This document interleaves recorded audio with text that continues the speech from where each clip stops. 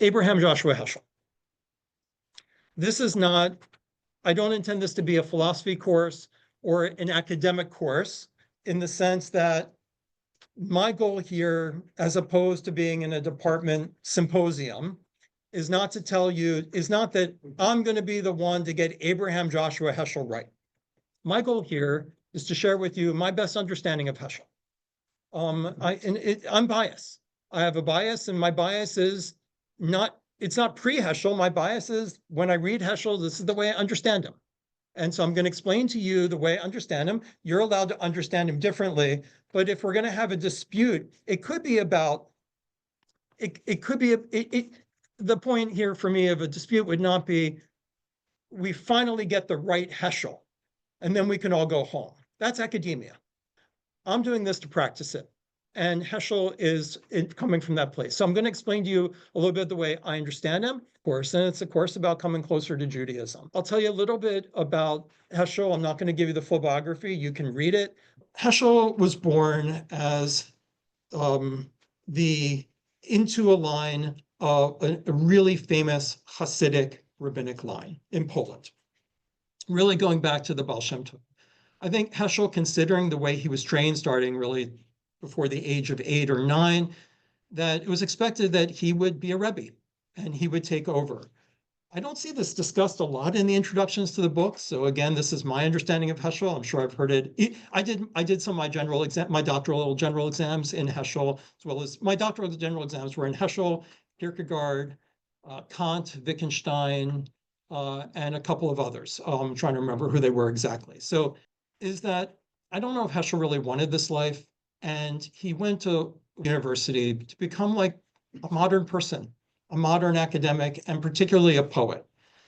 He wrote Yiddish poetry, which was published about, I don't know, 10 years ago, 11 years ago. It's young poetry. I've used some of it on Friday nights, but I think you're talking about someone who was, he studied Wissenschaft. He studied the scientific academic study of Judaism, and he was influenced by that. So he was raised with and he writes about this, sort of, his Jewish imagination was very much shaped in his youth by two Rebbes, the Kotzker Rebbe and the Baal Shem Tov, the founder of Hasidism.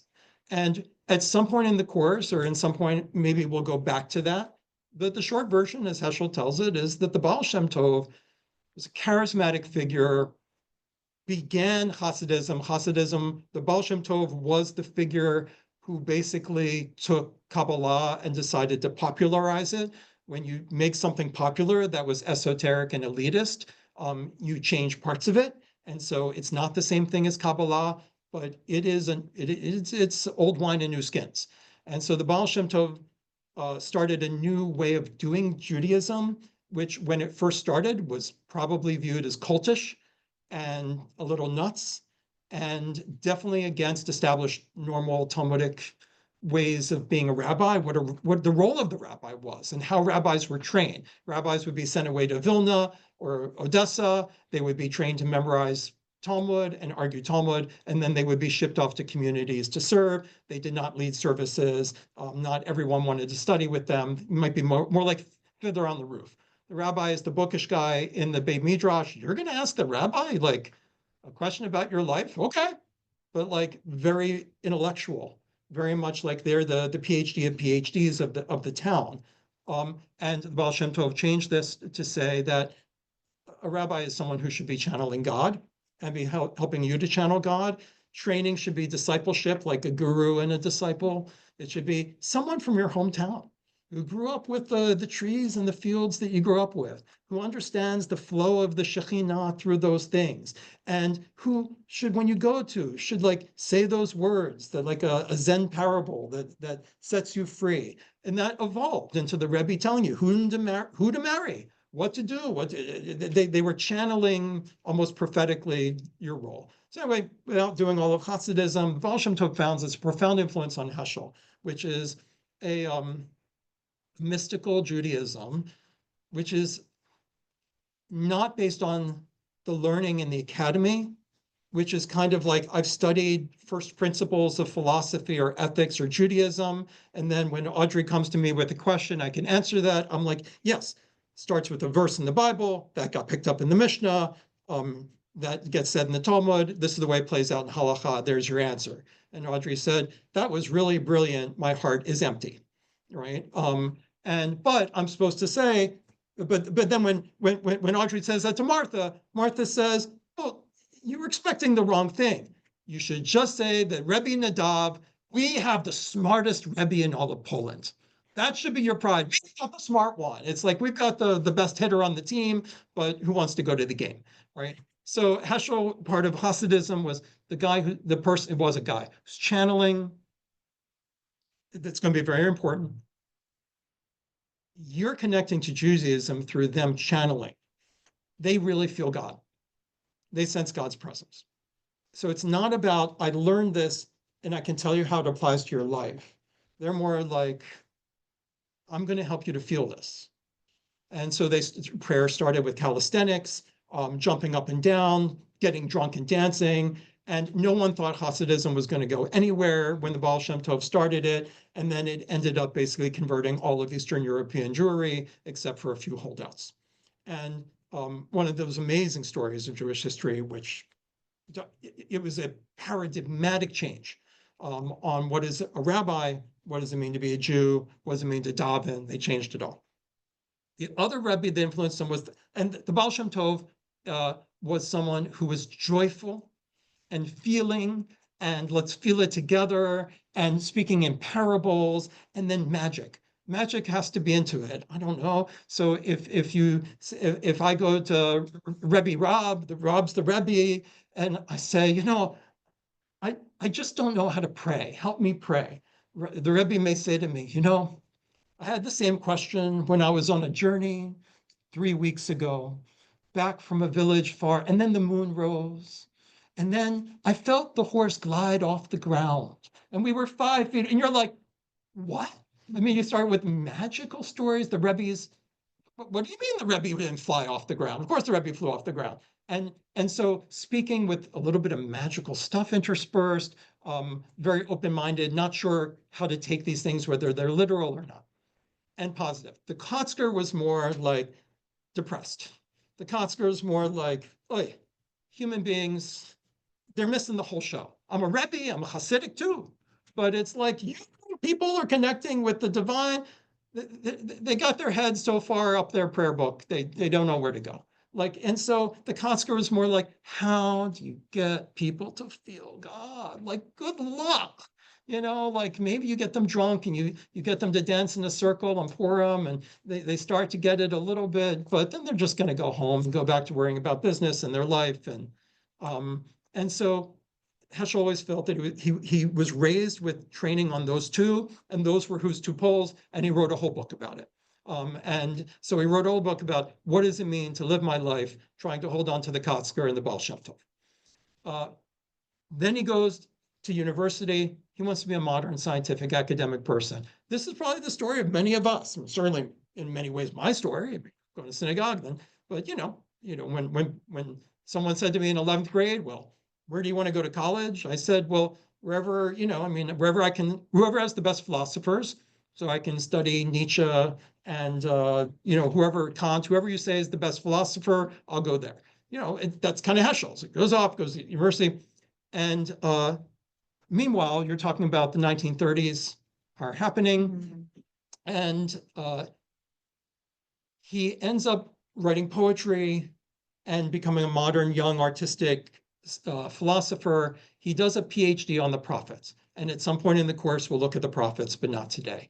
And it is his attempt to merge his modern scientific with the romantic and the faithful to his tradition. So most of his family are murdered by the Nazis, and his entire area is massacred. He's actually in Berlin. He's forcibly sent back to Poland, where he then continues teaching for the time he has. And eventually he is saved by, I know I'm skipping ahead, but he's saved by the Reform Seminary in Cincinnati. He's brought to Cincinnati, he's spent about 4 to 5 years in Cincinnati there, and it's not a great fit because of his sensibilities or whatever. And then, so he moves to JTS in New York and becomes a major figure at the conservative seminary, although maybe not as famous initially as you might think, because still the seminary in New York was very Talmud-based and also very Wissenschaft-based, very much like you study the history of ancient religion, but you also learn constant just text. And so he was also always considered a little bit strange even there at the seminary. He was my father's advisor and many other people's advisor at the Jewish Theological Seminary, and that's where he does his work. Many of us know him from the social justice angle because of marching with Martin Luther King, his protesting of the Vietnam War, and his personal social justice practice. It's not going to be the focus of the course because he doesn't write a ton on it. And he even writes that on some level that, social justice without religion is kind of reform. I mean, that's kind of like, it's not the substitute for the religion. Gemilut Hasadim should be an expression of your Judaism, not the Judaism. So we won't necessarily like read essays on Martin Luther King, and that's just where we're at. So I want to focus on kind of where he's at with his philosophy. I want to say one philosophical thing to give us a frame for what we're about to read. And I'll write it out for the future so that you have a copy of the summary. I think the best way to understand Heschel is to understand his indebtedness to three philosophical ideas. The first philosophical idea comes from the philosopher Schleiermacher. Friedrich Schleiermacher's big idea, and it formed the foundation of most of modern Christian theology, not 19th century Christian theology that was still indebted to Kant and Hegel, but 20th century theology like Barth and Tillich and others. It's the idea that religion is based on a personal experience. So what is this personal experience? Is it revelation? But think about back to Heschel. You go study Talmud, what the thing he's operating against. You have the whole thing memorized, and you're brilliant, and the whole town's bragging about you. Did you learn something that told you why God exists or that God exists? Like whenever people want to do theology with me in my office, frequently it's like, prove to me God's existence. I have a teenager right now who like got perfect scores and he wants to talk theology with me, but it's got to be like a gotcha. Gotcha, you made an assumption, it's tautological, or you could explain this a different way. So you're trying to go from the principles and sort of to prove God's existence or derive God's existence. Or you just say something like, well, it's just faith that God dictated the Bible on Mount Sinai. That's still a principle. It's still like you're starting from that principle, I'm going to deduce the rest. And then you're like, well, then there's no theology. You're just saying that theology is just working out. So Schleiermacher, and I like Schleiermacher a lot. It would be hard to overestimate his influence, which may have waned during the times of postmodernism, but was still very active into the 20th century. That a person can have an experience, and it wouldn't matter what religion, that basically produces a unique feeling that is the religious sentiment. And it is like being in love. So that to have conversations about what love is with people who have never been in love, if that's what the rabbi wants to do with his time in his office, that's up to him, but it's never going to go anywhere. So it's not about, well, the reason I think love exists is I believe that God created love on Mount Sinai, and if you don't believe that, leave my office. If you do believe that, then the rest follows. That's working from kind of first principles. It's really like, okay, how do I talk to someone about what it is to be in love if you've never been in love? So that's where Schleiermacher starts. And he calls it the religious sentiment. The religious sentiment is going to be different than anything else. So this is the first major idea that Heschel adopts, which is it's okay to say that. It's okay to say, and he uses the love example himself in his work. right? To talk to someone about what it's like to be intoxicated with God or feel connected to God, or to, when one person on Yom Kippur is saying, I love the song that Neil's singing. And another person is saying, like, they're really in a place of like, the rabbi just told me that during this prayer, there's nothing between me and God. Like, what do I have to? And the rabbi said, think about, what do you have to say? And I'm sitting here like, I wish the rabbi hadn't said that, because I'm freaking out. Those are two different ways of operating. The second person is like, I'm actually kind of in love. I'm actually having experience of what it would mean to talk to the master of the universe. I'll tell you one more thing about Schleiermacher and go to number two. The next thing is that Schleiermacher called the main religious sentiment, if he had to put more into words, as the feeling of absolute dependence. The feeling that you are in relationship with, I'm going to say my language, with the universe. They didn't use what always cracks me up, you guys have heard me before, many of you in my lectures and stuff, is that everyone today uses the word universe. Like, I have a relationship to the universe. I'm not religious, but I think the universe sent me a message today that I should be doing blank. They didn't use that word universe like that 50 years ago. This is new. Every generation has its word that they use for God, and they think it doesn't mean God. And then that's what's going on, right? Martin Buber might say that God is the great thou, that oh, right, I have a thou, I just don't have God. No, thou is the word, that it's the same word. The giant thou of the universe, is the same thing as Adonai. No, I'm not religious. So absolute dependence is this feeling like, it's a feeling that comes when you realize, I didn't make myself. I'm sitting here thinking about all of my accomplishments. I got into the school, I wrote this thing, I got an award, I did all that. And as my father now says to me, who's 94, and he's like, I realized more than ever, I just love the way, because you have to find love language. You have to find godless. How do you find religious language? Schleiermacher and Heschel say. So my dad said, I just want you to know before I die, everything good in my life happened to me. Right? I'm like Phi Beta Kappa, summa cum laude, son of an orphan, going to Penn. Like, what do you mean that happened to you? You did all that. These are achievements. He's like, you don't understand. Everything good in my life happened to me. That's Schleiermacher. I can't make you believe that. For those of you who might be nodding or you think you understand, this is what Heschel and Schleiermacher are saying. It's like, to talk about what it means to feel like I could tell the narrative that these are all heroic achievements. These are my achievements. And it's not even just doing a postmodern critique of it by saying, well, oh, I know what you mean, Nadav. It's because you're white and you have white privilege. That's part of it, but you're not going to get there intellectually. You can't just write out all my privileges and say, now I know what you mean by your connection to God. That's just another way of explaining things atomistically. So the feeling of absolute dependence is true gratitude. You are part of a giant system.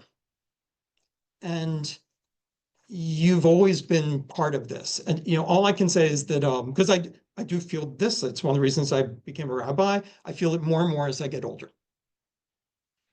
The only way, I've told you this before, the mantra that I have in my head that comes up, like someone would keep saying, I love you, I love you, I love you, XXX, oh, I'm sorry, that's the best I can do, but that's just what's in my heart, XXX, oh. The words that come to my mind all the time, I just feel like I won the lottery.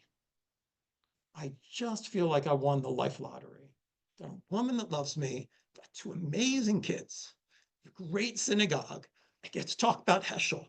Like, you guys pay me, right? I don't have to worry about, where my stuff's going to come from. I don't fear for my livelihood. I mean, like, we have medicine. But it's not an intellectual exercise. Like, oh, and by the way, do you know how they lived in the 2,000 years ago? You would have died just because you blew your nose. I mean, it's not intellectual. We can put, so this is Heschel.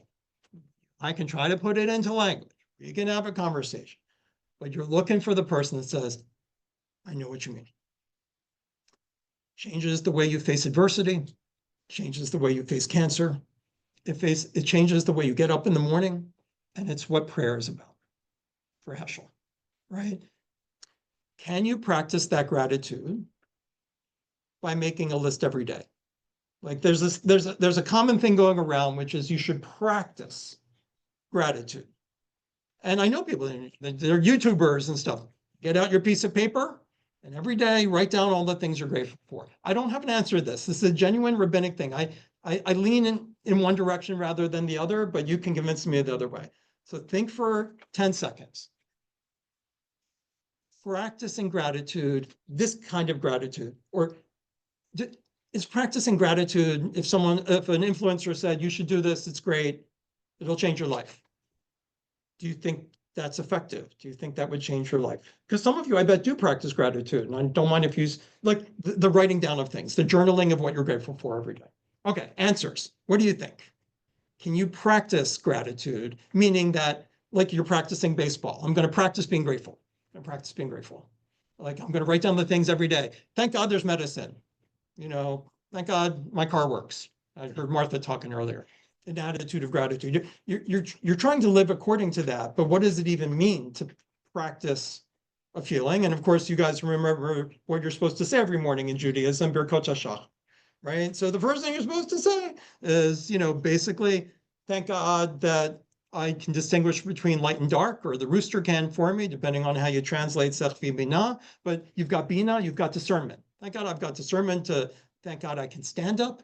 Thank God I can wash. Thank God as someone who just experienced a very terrible, intestinal blockage. Thank God that the pipes within my body actually have the fluid flowing through them. And you just keep going. I mean, it's just so just give you an idea that the idea of the blessings they're basically two kinds of blessings. They're blessings of mitzvah. I have a mitzvah of doing this. I'm going to say the bracha, and the other really blessings of what are called benefit or gratitude. You keep that structure going. And in that way, it's like Shabbat. So when we say, Shabbat vayinafash from the Vishamru, from the Torah commandments, keep Shabbat, the idea is, Shabbat meaning by ceasing, I give them a chance for vayinafash, for refreshing. But refreshing feels like a reflexive or passive action that happens to you, being refreshed. From my experience, the practice of gratitude is not the same thing as the experience of that overwhelming, transcendent experience, the divine, that can also be described as gratitude. Thunder said, I don't know if you can practice the feeling itself, but it can still be valuable in order to remind yourself to be open to it. So I think those are really helpful. And just to have you ever asked someone, someone says, I'm thinking of popping the question, or I think, they're going to pop the question. You say, do you love them? Oh, well, they cook for me. They laugh at my jokes. I'm like, okay, they give you a list. Now, it could be that list is an expression of love. I mean, like, I love them. They laugh at my jokes. They actually think I'm good looking. They whatever. It could, but it couldn't. You can't get to a connection with God by making a list. So I've had people say that list to me, and I'm like, dude, you're not in love, right? You're saying all the right things, right? But you are not in love. And another person could say essentially the same list, but our kids ask us, and Lynn loves talking about when we got together. So and I appreciate that. It's very good. So, the girls will say, what made you, how do you know you were in love with your dad, with dad? And, and Lynn will say, I just never wanted not to be around him. And I just wanted that conversation to keep continuing forever. And now it gets to continue forever. And, so I just want to say that Heschel, well, thanks. I mean, and Heschel is saying, though, theology or philosophy or religion, he called it religious philosophy, but it's probably it's tricky because you can look at one thing and say, I get it. but the same thing, it looks like you get it, but you don't get it. And he is following Schleiermacher by saying there really is like this extra thing that you're trying to say with your words, but you could use the same words. And I mean, I read a lot of poetry, and I used to idolize some of these poets until I met some of them. And then I think, like you can write stuff that looks amazing, but I don't know if you really have the thing behind it that I thought you had. Love can involve steps. I mean, maybe I'm a romantic or in that sense, but I mean, I've only been in love twice in my life, and I consider that a lot. And like it just was different. I mean, it was like I don't ever want to not be talking. I'm an introvert, and I mean, if I can be with this person instead of not with this person, I would be with this person. Like, it's just very mundane, but like, I didn't feel that way about others. I will say, probably talk too much, but one of the reasons I like Heschel, and I think he's right, that's why I like to teach him, is he's going to get to the point where this is what it means to really see holiness in the world. We're just finishing Leviticus now. He has a great essay, which I'm having problems finding. It's an essay on the difference between holiness, and it's either ethics or goodness, or I forget, but it's basically what you and I would call morality or ethics. Marav, which I'll bring in maybe. I mean, my daughter did her bat mitzvah debar on this. I asked her to do it. I just gave her Heschel's question, and she just knocked it out of the park.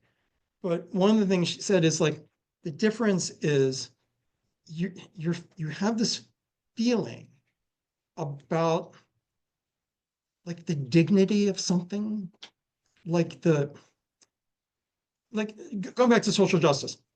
I could say, we were immigrants, they're immigrants now, let's throw away our racist biases and open up. And you can be a good Jew. There's something different if you've had an experience of, let's say, being the immigrant, or just like seeing your grandfather in the Syrian Muslim refugee that J-Corps is settling.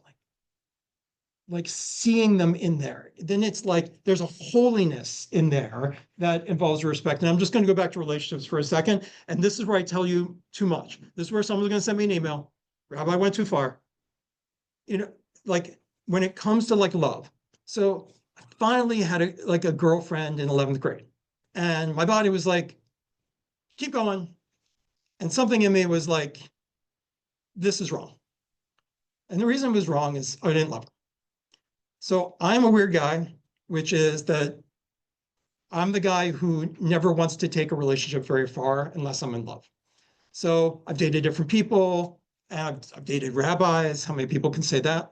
And I always get to this point where like they would say, like, Nadav, I'd really like it if you kissed me, and I'm just not there yet. I'm talking about these steps toward love. I'm just not there yet. And usually they're like, it's been 6 weeks. I think we should probably stop seeing each other. I feel like I need to feel it would be disrespectful, not just to them. It's disrespectful to the God. It's disrespectful to the world. Like, we've been given this gift of connecting physically and love. They are not meant to be separated. They're just not meant to be. So like, you could have all kinds of ethics where you're allowed to have physical relationship with people you don't love. And young people believe in that. I don't. And that comes from the physical experience of like, I don't want to, this does not, we're vegetarian, right? I am sorry. I cannot eat an animal that suffered cruelty. And there's a reason that Judaism says I shouldn't be. And I don't know why the Orthodox don't give a crap about it. I'm like, oh, it doesn't make any sense to me. But I know from my religion, from my inner part, like, I can't eat that. That's not kosher. That's not fit to be eaten by a Jew, by a human being. So like, I just think that it's this movement that Heschel's trying to work with, which is like, religion is about people who are feeling these things, and they're sharing language with other people who don't feel these things. And that's kind of what it means to be in a Jewish community. But Heschel's like, I want to speak to those of us who are in this spot. And he's okay if other people say, I'm not following, or I don't think that that's real. A functionalist approach, which is you should practice gratitude because it generates really great effects in your life, and ones that are appropriately Jewish. That's why I'm saying, like, Heschel's saying, like, Judaism can be a mix of people who feel the God part and the people who don't. But it's not because I believe in science, Rabbi, instead of God. It's because of experiences. I don't know if, but even the word experience, like, it's been it's a word you love and then you love to hate it. What does it mean to have an experience and stuff like that? But Heschel calls them moments of insight. Moments of insight is when you feel that the divine is working through you. One of Heschel's disciples was Marshall Meyer, Rabbi Marshall Meyer. So he said before he died, like, whatever the right word is, I die fulfilled. But they say, how can you be fulfilled? You were cut down way too young and so much left to do.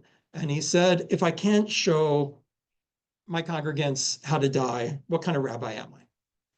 Now, it's like gratitude. You could be like, my bucket list is I prove to you guys I'm a good rabbi, and I put up a brave face and I say all the right things. Or it could be that there are people who die. Many of us know people who've died. We talk to them, and I get to spend a lot of time with people who are literally in the process of dying. There are people who really go out with the I won the lottery, right? And I actually have a video I was going to show. I may show a piece of it next time. There are people who are 32 years old who get incurable cancers and are dying, and they're comforting their parents.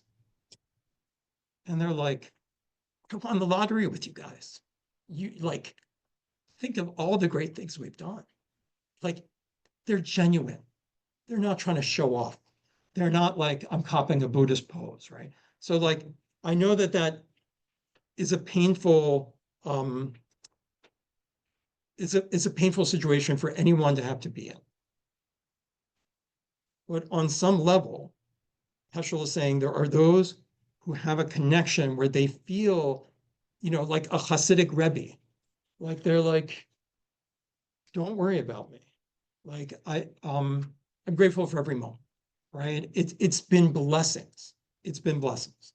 So, and so, like, there's the attitude, there's people who generally feel it. The second one is something called American Pragmatism, mostly from William James and John Dewey. Heschel knew Dewey very, very well. Pragmatism is very hard to understand, and it's definitely what I think is the correct philosophical movement. If you were going to do philosophy, you should just do neo-pragmatism and call it a day. But pragmatism is the idea that big, grand metaphysical ideas, God, sin, judgment day, I don't know, all these free will, deep metaphysical, complex ideas, really, you should just define them by the effects they actually have in the world. That'll tell you everything you need to know. So pragmatism doesn't mean be clever and practical. It means that actually the way the way theological or anything metaphysical ideas, the actual way it would make you behave is what you really need to understand. So let's just say someone says, Nadav, I'm into interfaith work. The Christian God is really, we're all paths to the same thing. Please don't invite me to a conference that says radical Islam is the same path to the same God as mine, right? It's not. So, like, and honestly, I have a lot of Christian friends. We're not talking about the same God. We share the Father. We share Abraham. No, we don't, right? We're not sharing the same Abraham.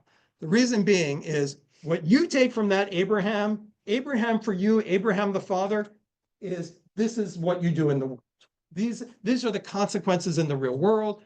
That's not what I think Abraham the Father is. So it's not the same Abraham the Father. So if someone says, your word God is like your all paths to the same God, no, My word God means this is the way you behave in the world. And their word God leads them to behave in a different world. It's two different gods. So focus on what it means. Someone says, I don't know, do Jews believe in sin?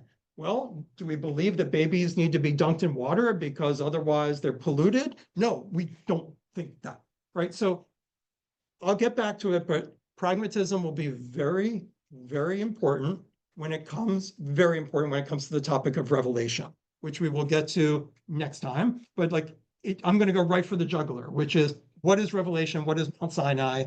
What does it mean that God reveals God's self, right? So that's pragmatism, which is what are the effects that this belief or this word has in your life? How is it operating in your life? Don't tell me what Rabbi Akiva said about it. How is the word God operating in your life? How's the word, sin, Sinai, Judaism, tradition. So what are the practical effects? And that'll be important for revelation. And the third one is phenomenology.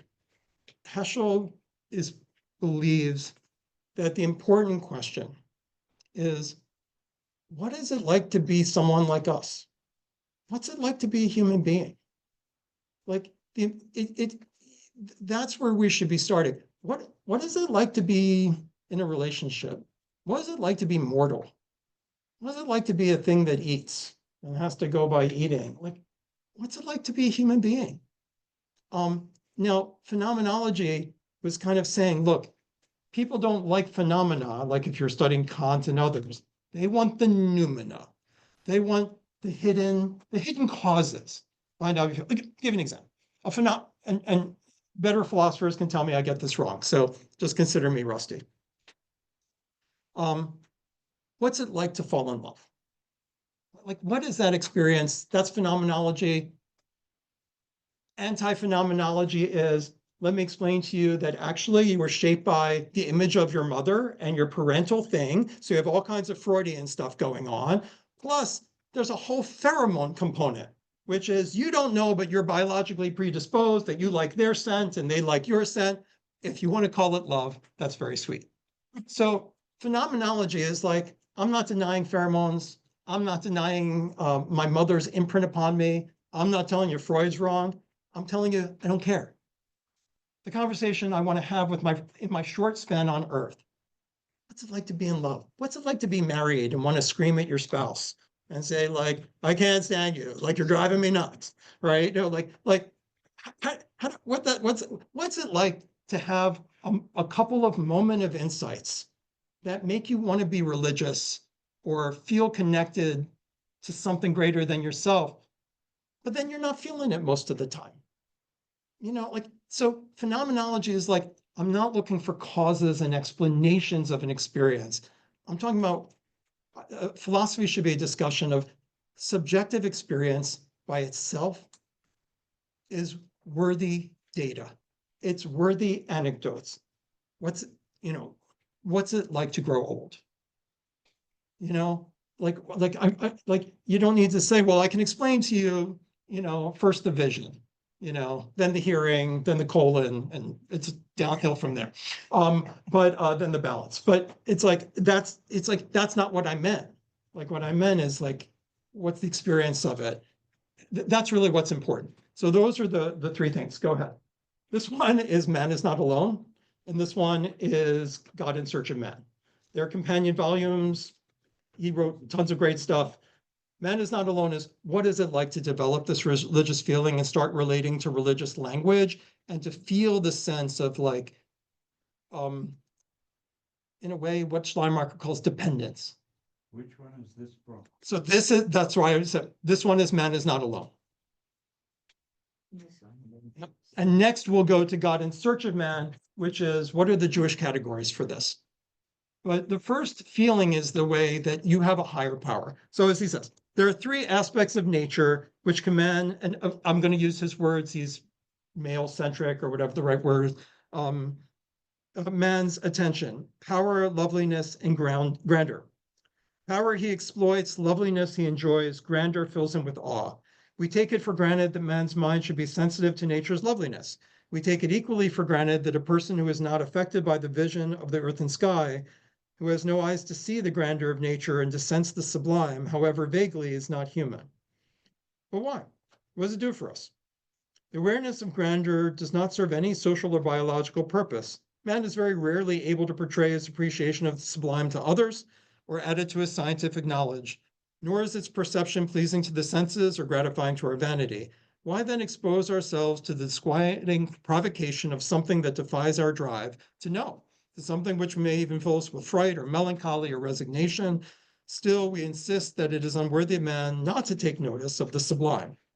Perhaps more significant than the fact of our awareness of, more significant than the fact of our awareness of the cosmic in our consciousness is having to be aware of it, as if there were an imperative, a compulsion to pay attention to that which lies beyond our grasp. The power, I can hand one to you, but it looks like this. It says, the power of expression is not the monopoly of man. Expression and communication are to some degree something of which animals are capable. What characterizes man is not only his ability to develop words and symbols, but also his being compelled to draw a distinction between the utterable and the unutterable, to be stunned by that which is but cannot be put into words. It is the sense of the sublime that we have to regard as the root of man's creative activities in art, thought, and noble living, just as no flora has ever fully displayed the hidden vitality of the earth, which is really a Kabbalistic quote, so has no work of art ever brought to expression the depth of the unutterable, in the sight of which the souls of saints, poets, and philosophers live. The attempt to convey what we see and cannot say is the everlasting theme of mankind's unfinished symphony, a venture in which adequacy is never achieved. Only those who live on borrowed words believe in their gift of expression. A sensitive person knows that the intrinsic, the essential, is never expressed. Most and often the best of what goes on in us is our own secret. We have to wrestle with it ourselves. The stirring in our hearts when watching the star-studded sky is something no language can declare. What smites us with unquenchable amazement is not that which we grasp and are able to convey, but that which lies within our reach but beyond our grasp, not the quantitative aspect of nature, but something qualitative, not that which is beyond our range in time and space, but the true meaning, source, and end of being. In other words, the ineffable, which inhabits the magnificent and the common, the grandiose, and the tiny facts of reality. Many of you already know this, but it's very important that we share this information for anyone who's not aware of this, because it's crucial to Heschel. You know how I said the word experience is a fraught word? It gets complicated. People over-rely on it, and it can mean different things. There's no word in the Torah for experiencing God, right? But there is a word that is used in place of it. Like there's no word for experience, but the word is, I'm just gonna write in English because I like to be inclusive. No, I'm serious. It's like, what does Moses experience at the burning bush? Yirah. What does Moses get in the cleft of the rock and wants to see God's back? Moses has Yirah. The King James translation translates it, and it's not a terrible, he wasn't an idiot, but translated as fear.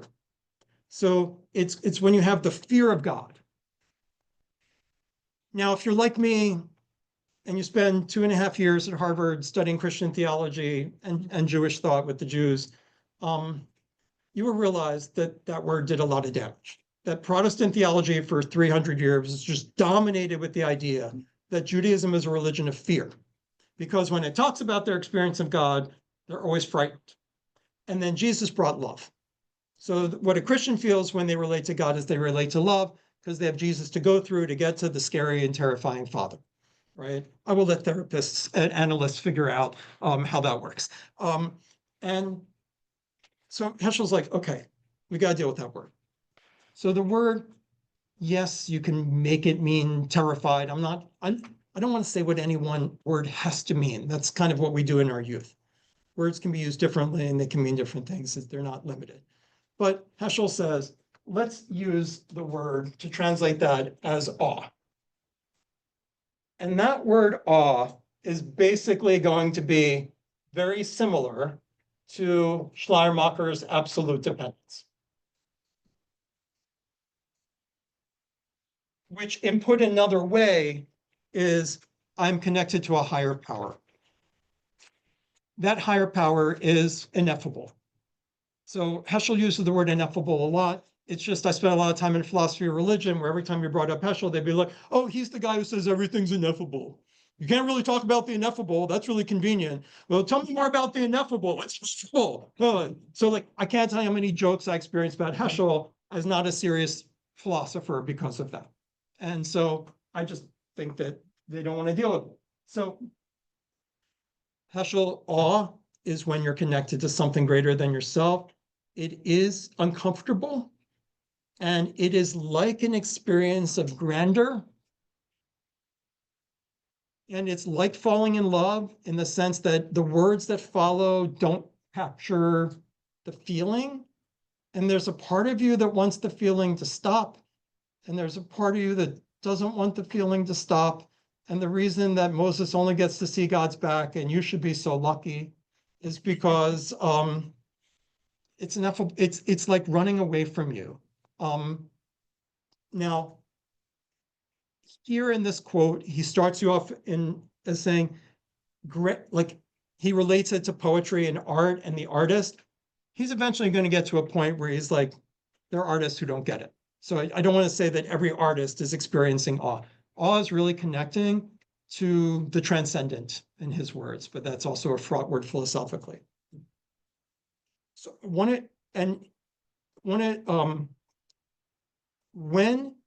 if you are lucky to, you may never, I know people who've never had the experience of awe, right? They're just not, their temperament's not built that way. It's like Heschel would say, they should go to Vilna and study Talmud. You know what I mean? They're just not built for this. It's like you're not built for Hasidism. But like, I think I remember the first time I ever had awe. So like, if you really ever had it, like you might well remember it. And so for me, I was a freshman. I signed up for a hiking trip so I would have a friend when I got to college. It was a terrible decision because I didn't know how to rate myself, and I put down that I was in good shape.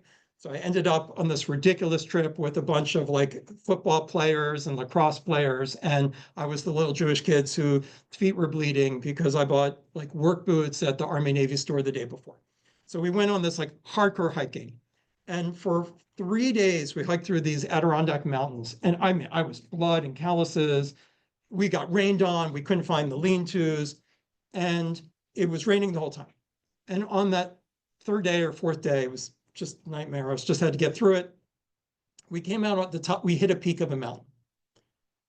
And I saw something I'd never seen before. You guys may have seen it before. I saw such a vista of so many mountains, and all I can remember from it, because it's inadequate, is the clouds going over it. So that it was like little snakes going over it. And I just never experienced in real life like nature like that. So I just dropped my pack and I didn't know what to do. Everybody else on my trip took a picture and then made camp. We're like far away from the spot.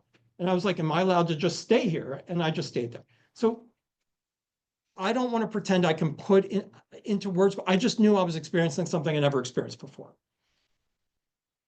Now, Heschel will say, because we don't have 10 years to do this course, how do you know the difference between the experience of grandeur, which that was, and whether God was involved, whether it was really awe? And some of you, Jeff, I bet knows the answer. The answer is, and he talks about it a lot, it will speak to you a responsibility. It will speak to you, you will come away with some sense of commandment, of mitzvah. This is what mitzvah is. In other words, like, so my dad fell in love with my mom. She's not Jewish. That's against the rules at JTS. They'd send him to the Korean War for 2 years to break them up. She moves to Ann Arbor, but when on his way back to the States after 2 years, he stops in Ann Arbor thinking he's just going to say goodbye. And I can't say goodbye to this person. Like, now that God has put this person in front of me, God will not let me leave this person. I can't do, like, it's not that I fell in love and, how many times can you fall in love, but you can be in love and not be compatible. All those things are true. That's premarital counseling and marital counseling. But I mean, I have to make sure God means for me to take care of this woman or take care of this person and pursue that. Some sense of this is really what mitzvah is. Mitzvah is the sense of commandedness that comes from awe. Now, you can obey all the commandments, and he wants you to, like the gratitude thing, right? Maybe you have to do the keva because, I mean, you may never have a moment of radical amazement, but it gives you the opportunity for the kavanah to come in. And for me, in that moment in the mountain, that's the moment I became an environmentalist. Not because every Ann Arbor public school teacher from the time I was in kindergarten told me that climate change is ruining the world and I'm poisoning, the last generation poisoning your body and you better be a good climate change activist and hate the last generation and devote your life. It wasn't because someone brainwashed me. When I saw that, all I could think of was, we have no right to pollute that. We have no right. So commandedness, in the sense is, I have no right. I mean, this is the sense, it's like, I have no right to be physical with someone I'm not in love with. Like, even if they want me to. It's mitzvah. It's mitzvah. Like, and I have no right to eat this food that, and I'm happy to be aligned with my fellow vegetarians or pescatarians and stuff like that. And, and then we have these conversations. I had one last week, but Dad, a fish you're not really vegetarian, you eat fish. And it's like, okay, like we can get into an intellectual thing. Do they have feelings? Do they not have feelings? But I'm telling you that I don't have that feeling about fish. I feel like I come from some old Jews who lived in Minsk or something and did fishing for a living. They're like, I could eat tuna every day of my life and be happy. Right? I glow like Mercury, but I don't have a commandedness about that. But I can't. So, and then when I read the Torah and it says like, you guys don't own land. All of the land belongs to God. You only get to lease it. In fact, they're tribal allotments, but they're only long-term leases. The idea that a human being can go up to a mountain and say, that's mine. What? Is this an intellectual debate about contract law or real estate law or the social compact or let's read some John Stuart Mill? No, this is just, it's not ours. You have no right to say that is. So I wanted to get to that point because now that we're at that point, you actually really have a lot of Heschel under your belt because you have the idea of that it's a special kind of insight that comes from awe. You're in touch with God. So if someone says, like, when you had this feeling about your wife, that's not God. That's you had the difference between grandeur is it, Heschel says later, is that there's plenty of grandeur that is not awe because it doesn't include this, you now have no right to do something. I was absolutely in awe the first time I saw Rodin's sculptures. I mean, I understand what Rilke was thinking. I mean, Rodin, like, how the hell did he do this? I thought Picasso was nice. And now you're like, geez, nothing came out of my experience of Rodin sculptures that said, you have no right to do something, or you are now required to do something. So there is a difference. You can experience grandeur without awe. And then we're going to do Revelation next time at Sinai. But to finish that piece, because I'm going back to something you guys were saying, then if you're praying, if you're doing the keva of Judaism, and you're not having continual moments of this, like, is that a problem? And then he says, faith in Judaism is not faith in the existence of God. Faith is that your moments of insight add up to something. One of my favorite quotes. Faith, stop it with the Christian ideas of faith. Stop it with that kind of theology. Faith is faith that your moments of insight add up to something, because if you do that, then you're at the understanding of what the ineffable is. It's they're adding up to this. It is the great thou, it's the great transcendent, it is the great something. But, it's not just like, yeah, you know what? I don't think we really have the right to own land, or I don't think we really have the right to pollute. It's not just like a personal experience.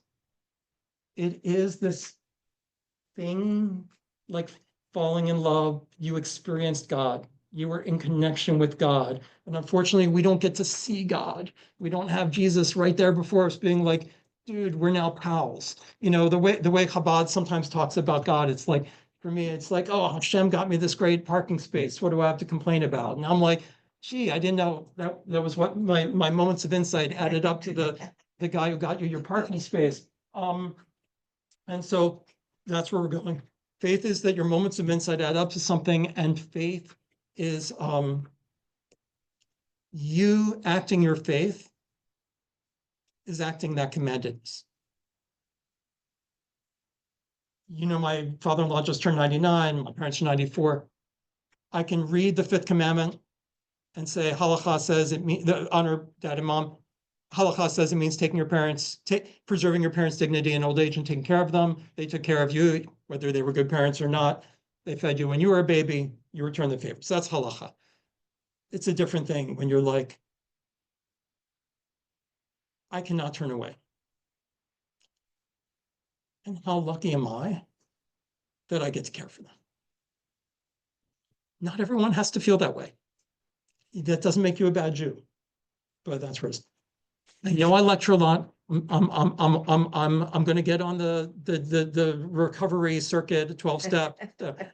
I just didn't have. I had a set of stuff I wanted to make. The hospital just wiped it out for me. So we will be doing so what's coming up. Yeah, there's gonna be some video, there's gonna be some fun stuff, and there's also gonna be turn to your neighbor and answer this question.